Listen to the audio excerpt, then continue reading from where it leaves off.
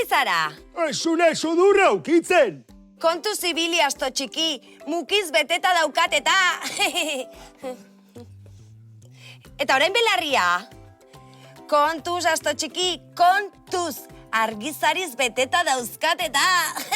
Buruan ez duzu mukirik edo argizaririk izango, ezta? Aizu, eta mukirik eta argizaririk ezean, zer dugu buruan? Buruan? Txapela buruan eta ibili munduan! Kaixo, bikote! Kaixo, Eneko! Kaixo! Aizu, zupaldakizu zer dugun buru barruan. Bai noski, buru barruan garuna dugu.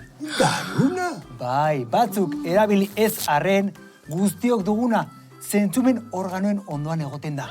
Usaimena, daztamena, ikusmena, entzumena, oreka organoen ondoan alegia. Eta zertarako balio du garunak? Gauza askotarako, funtzio asko erregulatzen ditu. Funtzio? Ze funtzio? Badibidez, bihotz taupadak, arnaz hartzea... Orduan, bihotza askarrago doak igunean, garunak ematen du agindu hori. Bai, pentsa, kirola egiten ari gara. Bai, eta oksigenoa behar dugu. Beraz, garunak esaten dio bihotzari. Azkarrago, oksigenoa behar dugula. Eta zer gehiago? Ba, gozetzea, logurea izatea, hori guztiare, bai.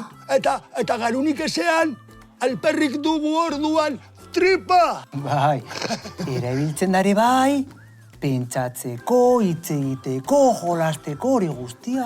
Ba nik uste dut, sator txikik, burua mukiz eta argizariz beteta daukala orduan.